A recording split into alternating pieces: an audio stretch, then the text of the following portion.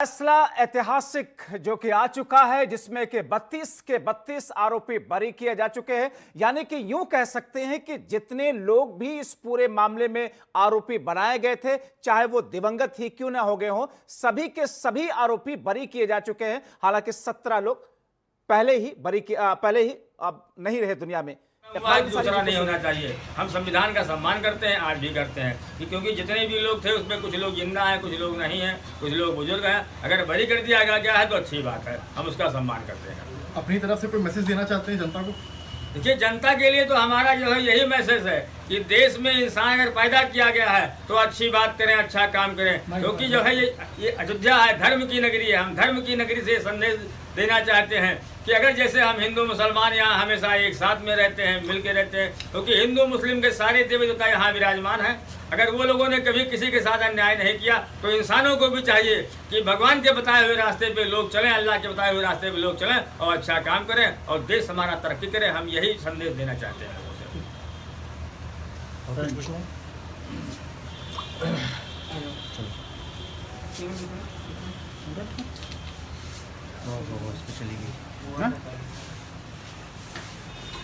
अंसारी जो कि मुस्लिम पक्षकार हाशिम अंसारी के देहांत के बाद में ये भी एक तरीके से पक्षकार के तौर पर है। इकबाल अंसारी को आपने सुना, और ये वो बड़े चेहरे, कल्याण सिंह उस वक्त के मुख्यमंत्री थे जिस वक्त ये सब कुछ हुआ।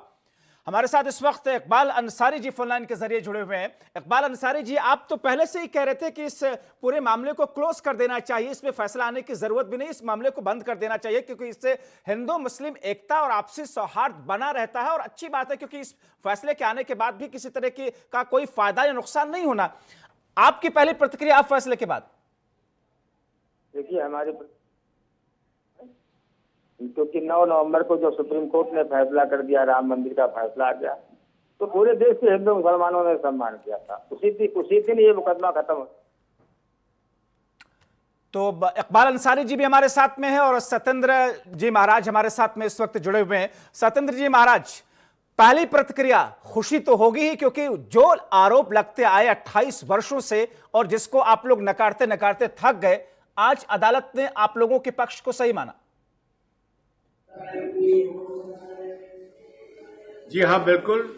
सारी परिस्थितियों को और सारी व्यवस्थाओं को देखकर जी, जिस प्रकार से कोर्ट ने मान लिया कि नहीं, वो सुनियोजित नहीं था, अचानक घटना हुई थी, और इस बात को मान करके जैसे कोर्ट ने आदेश पारित किया, सभी को बरी कर दिया, यही आवश्यकता थी और यही होना चाहिए था। क्योंकि जो लोग आरोपी थे वो आरोप किसी के ऊपर सिद्ध ही नहीं हुआ था, फिर भी उनको आरोपी बनाया गया था। तो हमारी मांग पहले से थी जी, और अंसारी साहब की मांग थी। हम दोनों कह रहे थे बराबर कि इसको जब 9 नवंबर को आदेश राम जन्मभूमि के पक्ष में आ गया तो सभी जितने हैं सभी को ससम्मान बरी कर देना चाहिए, मुकदमा ही खत्म कर देना चाहिए। विष्णु विनोदन जी, उसके बाद महाराज जी, मैं आपकी तरफ वापस, यदि कोर्ट ने किया तो इसके महाराज जी आपसे विनती है, आप बने रहिए कुछ देर तक R9 टीवी पर। आप जी, मैं चंद्रमणि शुक्ला आपकी तरफ आऊं, ये समझना चाह रहे हैं कि दोनों पक्षों के वकीलों की तरफ से क्या कहा गया, क्योंकि अदालत ने यह कहा कि कोर्ट रूम में सीबीआई की तरफ से जो सबूत रखे गए वो पर्याप्त नहीं थे आरोप सिद्ध करने के लिए, या जो ऑडियो वीडियो जो पेश की गई उनकी प्रामाणिकता नहीं की जा सकती है, इसलिए किसी के ऊपर कोई आरोप सिद्ध नहीं होता। यह अदालत का कट टू कट 2 लाइन का फैसला, यानी कि यह घटना सुनियोजित नहीं थी और भीड़ अचानक हिंसक हो गई थी। सीबीआई की तरफ से जो वकील हैं उनका क्या कहना है कि वो फेल क्यों हो गए अदालत के अंदर? बिल्कुल, जिस तरह से पूरा मसला था और पूरा मामला था उसको लेकर, जहां पर पहले जब कोर्ट ने जब फैसले की शुरुआत ही की तो जिसमें शुरुआत में ही कोर्ट ने कह दिया कि जो घटना थी वो पूर्व नियोजित नहीं थी, और जिसको लेकर उसके बाद में जब फैसला आया तो उसके अनुसार सभी लोग बरी हुए। जय श्री राम।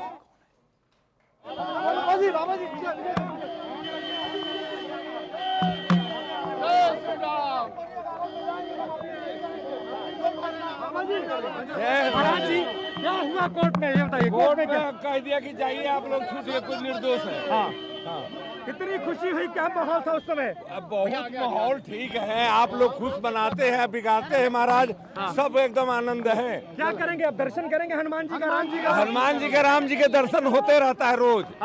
अच्छा, मथुरा को लेकर भी एक पिटीशन फाइल हुई है, उस पर क्या रुख है आपका? देखिए जो बिना है उस पर भी हम लोगों का मांग है कि उसको जल्दी भी उसको हटा दिया जाए और फिर बढ़िया बने। ठीक है, बहुत बढ़िया, बहुत बढ़िया फैसला आया है, कैसे देखते हैं? ठीक है, देखो कोर्ट के बाहर क्या कहा?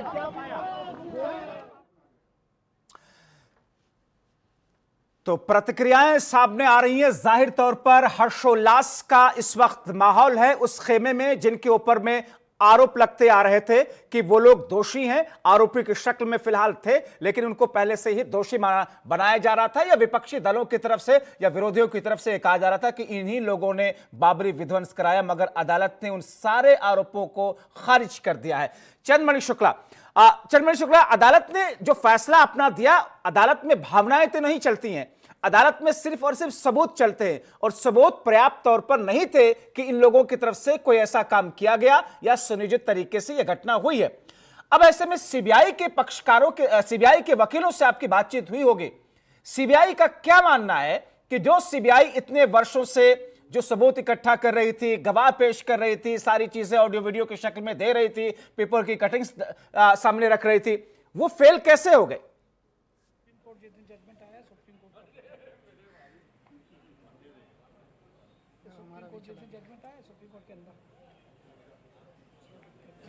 आवाज आ रही है आपको चंद्रमणि, सुन पा रहे हैं आप? चलिए मैं आपकी तरफ वापस आता हूं। सत्येंद्र दास जी महाराज जी हमारे साथ में जो कि राम जन्मभूमि के मुख्य पुजारी हैं, जुड़े हुए हैं। सत्येंद्र दास जी महाराज जी, अब इस फैसले के बाद में अब क्या हर्षोल्लास तो ही है कि सबके सब लोग बरी हो गए, क्योंकि यही आप लोगों की लाइन पहले से भी थी कि हमने या किसी ने मंदिर को नहीं तोड़ा, मस्जिद को नहीं तोड़ा, जो हुआ अचानक हुआ और भीड़ बेकाबू हो गई। कुछ असामाजिक तत्व थे जो जाकर के उन्होंने अपने गुस्से पर, अपने आक्रोश पर या अपने इमोशन पर काबू नहीं पा सके और वह घटना घट गई। अब आगे क्या, आगे किस तौर पर अब तस्वीर देख रहे हैं आप? यही तथ्य जो है वो कोर्ट को मालूम हुआ। अब कोर्ट ने सारे विचारों को किया कि नहीं, वह अचानक घटना हुई, कोई सुनियोजित घटना नहीं है, इसलिए कोर्ट ने ऐसा किया। जो लोग आरोपित थे और जिस प्रकार से सीबीआई कोर्ट ने आरोप लगाया था उसमें कोई तथ्य नहीं थे, सारे तथ्य उसके बनावटी थे और तथ्य परक नहीं थे। यह बात को कोर्ट को मालूम पड़ा और इसलिए कोर्ट ने सम्मान जितने भी थे वह सब बरी हो गए। हम समस्त लोग सब प्रसन्न हैं, आनंद हैं और सब हम कोर्ट को और जज साहब को शुभकामनाएं बात देते हैं जी। एक सवाल इस वक्त, एक सवाल जो कि हर खेमे की तरफ से लोगों के जहन में होगा, बहुत सारे ऐसे लोग थे जो कि बाहर मीडिया के सामने या पब्लिक फोरम में या रैलियों में इस बात को स्वीकारते थे कि हाँ, हमने वो विध्वंस कराया है, हमारे शिव सैनिकों ने उस मस्जिद को तोड़ा है, हमारे लोगों ने उस मस्जिद को तोड़ा है। उमा भारती सरीखे, शिवसेना के बाल ठाकरे से लेकर के बहुत सारे लोगों ने इस बात को पब्लिकली या मीडिया के सामने एडमिट किया था, लेकिन एक तरफ उन लोगों ने जनता के बीच में इस बात को स्वीकारा कि हमने गिराया, हमें गर्व है, लेकिन कोर्ट में जाकर के वो लोग पलट गए। क्या इस पर कोई संतुष्ट करने वाला कोई जवाब हो सकता है? देखिए ऐसा है कि पहले तो मस्जिद थी ही नहीं जी, वहां विवादित ढांचा था, न उसमें मीनार था, न कुआं था, न कोई मुतबल्ली है, न कोई नवाजी है। कभी भी बाबरी मस्जिद का इमाम नहीं मालूम पड़ा, कोई नहीं लिया था उसको, इसलिए वो एक विवादित ढांचा था जो हिंदू मुसलमान दोनों के बीच में दरार पैदा करने वाला था, वह तोड़ा गया। वहां रामलला विराजमान है, जहां रामलला विराजमान है उसकी हम पूजा करते थे। ठीक है, वह महाराज जी पुराना, अब एक सवाल बहुत सारे लोगों के दिमाग में विराजमान थे जी। महाराज जी, एक और सवाल लोगों के दिमाग में इस वक्त होगा कि क्या इन दोनों फैसलों के बाद में पिछले साल, साक्षी महाराज जी को पहले सुन लेते हैं, कुछ बोल रहे हैं क्योंकि ये भी एक आरोपी थे। सदियों से जो संघर्ष चल रहा था आज विजय हुई है जो कांग्रेस ने एक साजिश के तहत अभियोग पंजीकृत कर दिया था 28 साल। तो साक्षी महाराज जी को आप सुन रहे थे इस वक्त। उनका सीधा सीधा आरोप कांग्रेस पार्टी और कांग्रेस की उस वक्त के सरकार पर सीधा सीधा आरोप रहा कि उन्होंने राजनीतिक बदले की भावना से हम लोगों के ऊपर सीबीआई के जरिए केस डलवाया और हम लोगों को फंसाने की कोशिश की, मगर अदालत ने उन तमाम आरोपों को खारिज कर दिया और आज हमारी विजय हुई है। तो राजनीतिक तौर पर सबसे बड़ा और सीधा फायदा भारतीय जनता पार्टी को और भारतीय जनता पार्टी से जुड़े हुए संगठनों को, क्योंकि बीजेपी अब इस बात को भुनाएगी कि हां, हमने जो एक स्टैंड लिया 90 के दशक में या 80 के दशक में, वो स्टैंड सही था। हमने जो आंदोलन किए वो आंदोलन सही था। हमने जिस तरीके से संघर्ष किया वो संघर्ष बिल्कुल सही था, क्योंकि कानून की नजर में, देश की नजर में, अदालतों की नजर में वही स्टैंड सही हुआ।